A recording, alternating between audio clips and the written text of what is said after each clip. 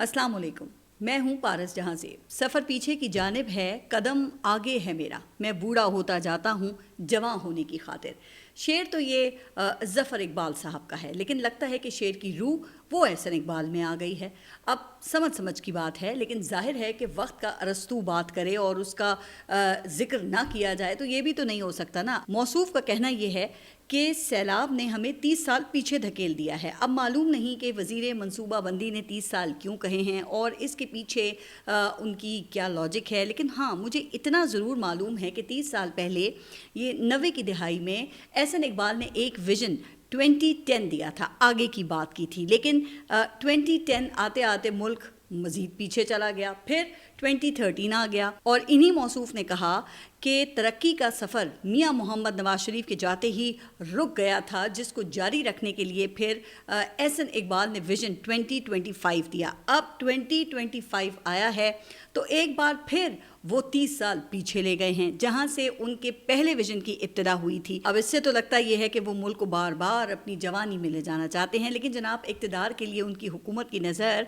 वो 2035 पर है। अब नून लीग के साबिक गवर्नर सिंध मोहम्मद ज़ुबैर का कहना ये है कि मरी की मीटिंग में वही फैसला हुआ था जो राना सनाउल्लाह ने बात की कि यही सिस्टम और यही पार्टी हुकूमत करेगी, इमरान खान बाहर होंगे। तो इस ख्वाहिश पर तो बकौल शायर फिर यही कहा जा सकता है ना कि बूढ़ा होता जाता हूँ जवां होने की खातिर। मगर इसमें आवाम का क्या कसूर है, जिसको वज़ीर मनसूबा बंदी की हुकूमत अपने इक़्तिदार की जवानी के लिए वक्त से पहले बूढ़ा करने पर तुली हुई है। कोई कहता है कि सैलाब ने पीछे धकेल दिया है, कोई ये कहता है कि जी दहशत गर्दी ने पीछे धकेल दिया है, और कोई कहता है कि सियासी अदम इस्तेहकाम से मुल्क वो पीछे चला गया है। अब जिस हिसाब से ये पीछे का सफ़र जारी है ना, इससे तो लगता ये है कि किसी दिन ये मुल्क को बादशाहत के दौर में ना ले जाएं, जहाँ पर वज़ीर बादशाह के मूड और हालात के मुताबिक अपने बयानात बदलने के माहिर होते हैं। अच्छा, इसके ऊपर मुझे एक किस्सा याद आ गया जो बाद में ज़रबुल मिसल भी बन गया। भाई कहते हैं कि एक बादशाह का वज़ीर बहुत ही खुशामदी था। बादशाह जो भी कहता वज़ीर फ़ौरन उसकी तायीद करता था। एक दिन बादशाह ने कहा कि बैंगन बहुत अच्छी तरकारी है। वज़ीर कहने लगा कि सरकार बैंगन के तो फिर क्या ही कहने हैं, ज़ायकेदार खूबसूरत तरकारियों का बादशाह। हकीमों का कहना है कि बैंगन तो कई बीमारियों का इलाज है। अब अगले दिन बादशाह वो किसी और ही मूड में था, कहने लगा कि बैंगन बुरी तरकारी है। तो वज़ीर ने फ़ौरन बादशाह की हाँ में हाँ मिलाई और बोला, जी हुजूर, बैंगन भी भला कोई तरकारी है? काला मुंह है, ना शक्ल है, ना जायका है। हकीमों का कहना ये है कि बैंगन खाने से खून में ख़राबी पैदा हो जाती है। बादशाह ने हैरान होकर कहा कि अरे कल तो तुम बैंगन की खूब तारीफ़ कर रहे थे, आज मेरी देखा देखी बैंगन की बुराई कर रहे हो। तो उस पर वज़ीर ने जवाब दिया कि जहाँ पना, मैं आपका नौकर हूँ, बैंगन का नहीं। अब इस पर तो फिर इतना ही कहा जा सकता है कि ऐसे नौकरों से फिर अल्लाह की पनाह। लेकिन बात सैलाब की हो रही थी तो ऐसा ही वाक़या एक दिन पहले वज़ीर आला पंजाब मरियम नवाज़ को दी जाने वाली ब्रीफिंग में पेश आया।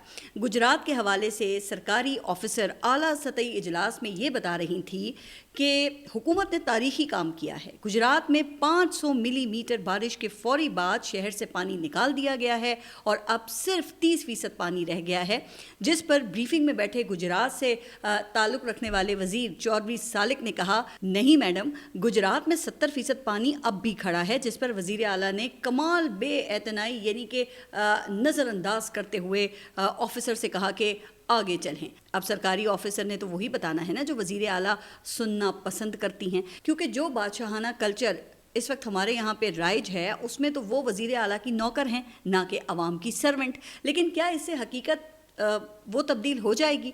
आज भी सैलाब का पानी गुजरात में खड़ा है, लेकिन गुजरात से ताल्लुक़ रखने वाले वज़ीर की इतनी हिम्मत नहीं हुई कि वो दोबारा इसके ऊपर बात कर सकें। क्यों? क्योंकि बादशाहों को अक्सर ये जो हक़ाइक़ है ना, इससे एलर्जी होती है। हकीकत ये है कि सैलाब ने पंजाब में 50 लाख लोगों को बराह रास्त मुतासर किया है। इनडायरेक्ट पूरे मुल्क के लोग मुतासरीन में शामिल हैं। और हाल ही में पाकिस्तान बिजनेस फोरम की जानिब से वज़ीर आज़म को एक ख़त लिखा गया है जिसमें ये कहा गया है कि इब्तदाई जायज़ों के मुताबिक वस्ती और जनूबी पंजाब में चावल की फसल का तकरीबन 60%, कपास का 35% और गन्ने का 30% जो है वो ज़ाया हो चुका है।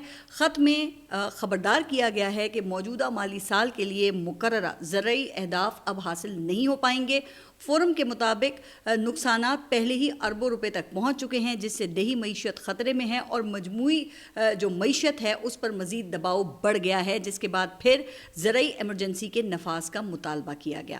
اچھا، پھر عارف حبیب لمیٹڈ کی ایک رپورٹ وہ بھی سامنے آئی ہے، جس کے مطابق ابتدائی طور پر صرف فصلوں کی مد میں $1 ارب سے زائد کا نقصان ہو چکا ہے۔ اچھا، اب آپ ذرا یہ اگر مارکیٹ کے حالات دیکھیں نا تو سبزیوں کی قیمتیں وہ آلریڈی ڈبل ہو چکی ہیں۔ اسلام آباد میں ٹماٹر کی قیمت کوئی 300 روپے فی کلو تک پہنچ گئی ہے، اور یہی حال پھلوں کا بھی ہے۔ اب 3 ہفتے میں آٹے کے 20 کلو تھیلے کی قیمت 1000 روپے سے زیادہ بڑھ گئی ہے، حالانکہ یہ وہ گندم ہے جو کچھ ماہ پہلے کھیتوں میں پڑی پڑی خراب ہو رہی تھی۔ کسان یاد ہے نا کہ سراپا احتجاج تھے کہ حکومت ان سے یہ خرید نہیں رہی ہے۔ اب یہ 2000 روپے من میں کسانوں نے اونے پونے بیچی ہے، اور اب اس کی قیمت جو ہے وہ 3500 سے 4000 روپے فی من تک پہنچ گئی ہے۔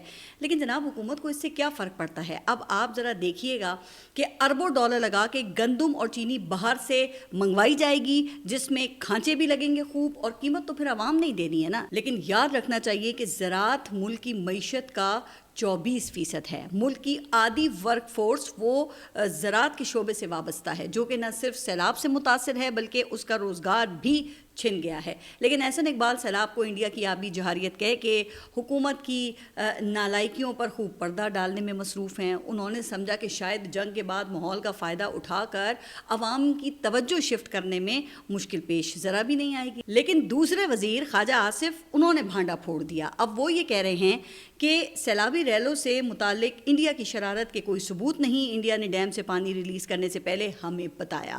خواجہ آصف کے مطابق ہم بھی ڈیم سے پانی ریلیز کرتے ہیں، اگر نہ کریں تو آبادی کو خطرہ ہوتا ہے۔ اب ظاہر ہے کہ جناب اس میں کوئی راکٹ سائنس تو نہیں ہے۔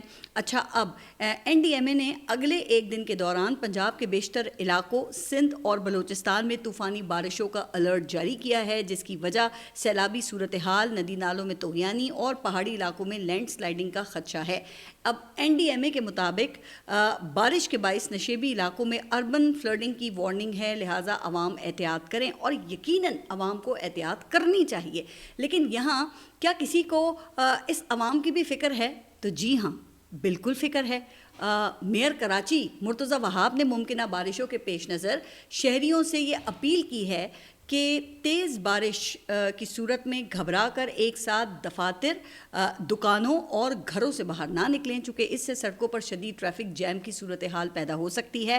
ان کا کہنا تھا، یعنی کہ مرتضی وہاب یہ کہہ رہے ہیں کہ 19 اگست کی بارش میں بھی شہریوں کے ایک ساتھ نکلنے کے باعث شاہراہیں بند ہو گئی تھیں۔ واہ جی واہ، کیا بات ہے! 19 اگست کو شہری حکومت کی ناکامی بھی آپ نے عوام کے اوپر ڈال دی ہے۔ اب اسے کہتے ہیں نا ذمہ داری کا احساس۔ اب میئر کراچی روز یہ رونا روتے ہیں کہ کراچی کے نالے 40 ملی لیٹر سے زیادہ کی بارش کا بوجھ برداشت نہیں کر سکتے۔ اچھا، شاید اسی وجہ سے کراچی میں ایسے فلائی اوورز اور انڈر پاسز بنائے گئے ہیں جہاں پانی کے اخراج کا کوئی بندوبست نہیں ہے، تاکہ نالوں کا بوجھ بانٹ سکیں، پھر بعد میں پمپ لگا کر نکاسی کا انتظام کیا جاتا ہے۔ اب کوئی ذرا ان سے یہ تو پوچھے کہ گزشتہ کئی دہائیوں سے آپ سندھ پر حکومت کر رہے ہیں، اگر آپ لوگ اپنی صوبائی کیپٹل کو بھی محفوظ نہیں بنا سکتے ہیں تو آپ کیا کچے کے لوگوں کو خاک بچائیں گے؟ جہاں سیلاب پہنچ چکا ہے وہاں نہ میڈیا کی رسائی ہے اور نہ ہی سندھ پولیس کی۔ اب صوبائی وزیر داخلہ جو سندھ ہیں ضیاء الانجار، ان کا کہنا یہ ہے کہ سیلابی صورتحال کے باعث اگر کچے کے ڈاکو ہتھیار ڈالنا چاہتے ہیں تو قانون کو فالو کیا جائے۔ واہ، کیا آئیڈیا ہے! لیکن جناب، یہ پکے کے ڈاکو قانون فالو کریں گے تو کچے کے ڈاکو ہتھیار ڈالیں گے نا۔ خیر، اگلی سٹوری کی جانب بڑھتے ہیں۔ گزشتہ روز اڈیالہ جیل کے باہر جب علیمہ خان پریس کانفرنس کے لیے آئیں تو ایک صحافی طیب بلوچ پر تشدد کا واقعہ ہوا۔ سب سے پہلے اس واقعے کی بھرپور مذمت، کیونکہ کتنا ہی اکسایا جائے تشدد کی حمایت تو کسی صورت بھی نہیں کی جا سکتی ہے، لیکن اس واقعے کو لے کر اب علیمہ خان، نعیم حیدر پنجوتا سمیت 40 نامعلوم پاکستان تحریک انصاف کے کارکنوں پہ مقدمہ درج ہو گیا ہے۔ اچھا، اب اس واقعے کا بیک گراؤنڈ کیا ہے اور لارجر گیم کیا ہے، اس کا پس منظر ذرا اس کے اوپر بات کرتے ہیں۔ لیکن پہلے ذرا ایف آئی آر کے اوپر بات کر لیں تو ایف آئی آر میں علیمہ خان کو نامزد کیا گیا ہے، حالانکہ فوٹیجز میں دیکھا اور سنا جا سکتا ہے کہ وہ تشدد کرنے سے منع کر رہی ہیں، لیکن آپ کو پتہ ہے نا کہ ان کا تو نام پھر آنا ہی تھا۔ اچھا، پھر پولیس نے 40 نامعلوم پاکستان تحریک انصاف کے ورکرز کو بھی اس میں نامزد کیا ہے. لگتا یہ ہے کہ پولیس نے بڑے ہی اطمینان سے پی ٹی آئی ورکرز کی تعداد معلوم کی، لیکن ورکرز وہ نامعلوم ہیں. حالانکہ فوٹیج میں دیکھا جا سکتا ہے کہ وہاں پر صحافیوں کو ملا کر ٹوٹل کوئی یہ 40 یا 50 کے قریب لوگ ہوں گے.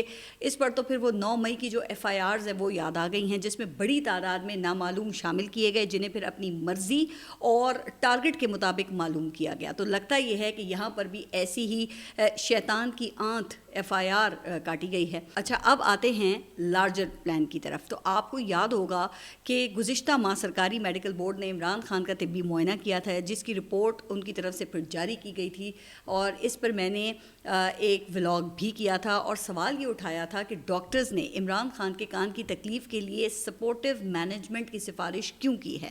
پھر اس میڈیکل رپورٹ کے علاوہ بھی ایسی باتیں پھیلائی گئیں کہ جیسے عمران خان کی صحت کو خطرہ لاحق ہے، جس کے بعد پھر ایک مہم شروع کی گئی جس میں عمران خان کے جانشینوں کی باتیں ہونے لگیں. علیمہ خان کے بیٹوں کی گرفتاری کی گئی، جنہیں پھر بعد میں ضمانت پہ رہائی مل گئی. سرکاری تجزیہ کاروں نے یہ کہنا شروع کر دیا کہ عمران خان کی جانشینی کے لیے علیمہ خان اور بشرا بی بی کے کیمپ میں مقابلہ اس وقت شدت اختیار کر چکا ہے. اس کے بعد پھر ایک پیشی کے دوران اسی صحافی نے، جس پر گزشتہ روز تشدد ہوا ہے، طیب بلوچ، اس نے علیمہ خان سے ان کے اثاثوں کا سوال پوچھا، جس کا انہوں نے جواب دیا اور کہا کہ جن کے پاس ثبوت ہیں وہ مقدمہ بنا کر اپنا شوق پورا کر لیں. اچھا، پھر 5 سپٹمبر کو جنگ میں سینئر تجزیہ کار اور عمران خان کے بہنوئی ہیں حفیظ اللہ نیازی صاحب، ان کا ایک کالم شائع ہوا جس کا ٹائٹل تھا کہ جانشین عمران خان، اور آگے پھر انہوں نے کوسچن مارک لگایا ہے. اب اس کالم میں نیازی صاحب نے یہ کہا ہے کہ 2013 میں علیمہ خان کی خواہش تھی کہ میاں والی سے ضمنی الیکشن لڑیں، لیکن عمران خان نے اسے سختی سے رد کر دیا کیونکہ عمران خان موروثی سیاست کو پسند نہیں کرتے تھے. پھر 2018 میں جب وہ وزیر اعظم بنے تو فیملی حکومت سے لا تعلق رہی. وجہ وہی کہ عمران خان نے حوصلہ افزائی نہیں کی.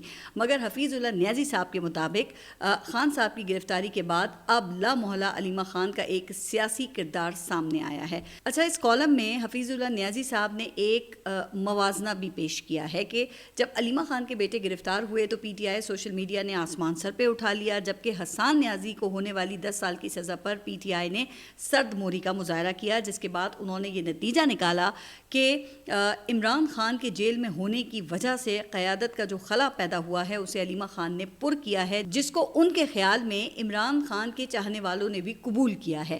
اچھا، یہ نیازی صاحب کی اپنی رائے تھی جس سے کوئی بھی اختلاف یا اتفاق کر سکتا ہے، لیکن پھر ہم نے یہ دیکھا کہ اچانک سوشل میڈیا پر پاکستان تحریک انصاف کے 2 گروپس سامنے آ گئے. ایک طرف صنم جاوید، مشال یوسفزئی، فلک ناز، اور دوسری طرف کوئی یہ سالار نامی ورکرز سامنے آئے. خواتین ورکرز نے مائنس عمران خان نامنظور کی مہم چلائی، جبکہ دوسری طرف کچھ لوگوں نے ان خواتین ورکرز کی ذاتیات پر حملے شروع کر دیے، جس سے پھر یہ تاثر ملا جیسے کہ پاکستان تحریک انصاف 2 حصوں میں تقسیم ہے. اور اب اس سب کے پیچھے کون تھا یا پھر کیا محرکات تھے، اس پر بات کرنا پھر اسپیکولیشنز کو ہوا دینے والی بات ہوگی. لیکن یہ واقعات جس ترتیب سے ہوئے ہیں نا، اس سے تو پھر یہی لگتا ہے کہ پاکستان تحریک انصاف کے اندر اختلاف رائے کو ایکسپلائٹ کیا گیا. لیکن ان سب باتوں کا جواب علیمہ خان نے گزشتہ روز عمران خان سے ہونے والی جو ان کی ملاقات تھی اس کے بعد دینا تھا. لیکن پریس کانفرنس شروع ہونے سے پہلے ہی صحافی نے پھر علیمہ خان سے یہ سوال پوچھا کہ جی سوشل میڈیا پر اس کے خلاف، یعنی صحافی کے خلاف ٹرولنگ کیوں کروائی گئی.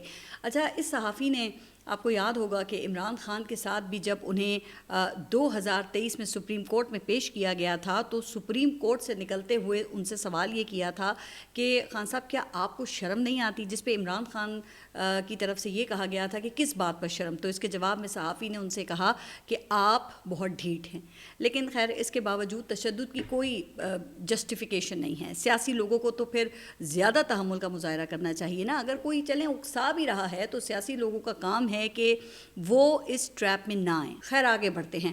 اور اس واقعے کے بعد پھر علیمہ خان نے میڈیا سے عمران خان کی صحت کے حوالے سے لارجر گیم سے متعلق کچھ چیزوں کی وضاحت بھی کی، اور سب سے پہلے انہوں نے اس بات کو واضح کیا کہ آج یعنی کہ کل جب توشہ خانہ 2 کی سماعت ہوئی تو علیمہ خان نے یہ کہا کہ عمران خان کے ساتھ انہوں نے کافی وقت گزارا، ماشاءاللہ وہ صحت مند ہیں۔ پھر انہوں نے عمران خان کی بات بتائی جو کہہ رہے تھے کہ جیل میں آ کر انہیں ایکسرسائز کرنے کا وقت ملا جس سے ان کے پاؤں میں ہونے والی تکلیف بھی دور ہو گئی ہے۔ اور علیمہ خان نے یہ کہا کہ یہ باتیں میں اس لیے بتا رہی ہوں کہ ابھی پچھلے دنوں میں کچھ لوگ ہمیں ولاگز بھیج رہے تھے، کوئی یہ کہہ رہا تھا کہ جیل میں عمران خان کو ہارٹ اٹیک انڈیوس کرنے کی کوشش ہو رہی ہے، کوئی یہ کہہ رہا تھا کہ مارنے کا پلان ہے انہیں۔ پھر انہوں نے درخواست کی ہے کہ اگر ان کی صحت پر بات کرنی ہے تو کم از کم ہم سے پوچھ لیا کریں یا ہمیں بھی بتائیں کہ یہ خبریں انہیں کون دے رہا ہے۔ پھر انہوں نے یہ بھی کہا کہ اس حوالے سے جب ہم عمران خان سے بات کرتے ہیں تو وہ کہتے ہیں کہ میری زندگی اللہ کے ہاتھ میں ہے، عاصم منیر کے ہاتھ میں نہیں ہے۔ اچھا، تو پھر اس مہم کا مقصد کیا ہے؟ اس کے جواب میں ان کا کہنا تھا کہ یہاں تماشا اس لیے لگایا جاتا ہے کیونکہ وہ عمران خان کے پیغام سے خوفزدہ ہیں جو فیملی کے ذریعے باہر آتا ہے۔ اچھا، پھر علیمہ خان نے جو اس وقت جانشین کی بحث چل رہی ہے اس کا بھی جواب دیا کہ میرا سیاست سے کوئی تعلق نہیں ہے، عمران خان کی آواز پہنچانے کے علاوہ ہمارا کوئی کام نہیں ہے۔ اچھا، اس کے بعد پھر انہوں نے عمران خان کا ایک اہم پیغام علی امین گنڈاپور کے نام دیا جس میں یہ کہا گیا کہ علی امین گنڈاپور افغانستان جائیں جس طرح مریم نواز جاپان گئی تھی، وہاں جا کر ان کی حکومت سے بات کریں اور خیبر پختونخوا میں فوجی آپریشنز کی ہرگز اجازت نہ دیں چونکہ فوجی آپریشنز پاکستان تحریک انصاف حکومت کو بدنام کرنے کے لیے کیے جا رہے ہیں۔ تو پھر جناب یہ ہے پاکستان تحریک انصاف کے اندر اور باہر کے انتشار کا تناظر جس کو سامنے رکھ کر واقعات کو سمجھنے میں میرے خیال سے کسی کو کوئی دقت نہیں ہونی چاہیے۔ آپ اپنا خیال رکھیے اور اگلے ولاگ تک کے لیے اللہ حافظ۔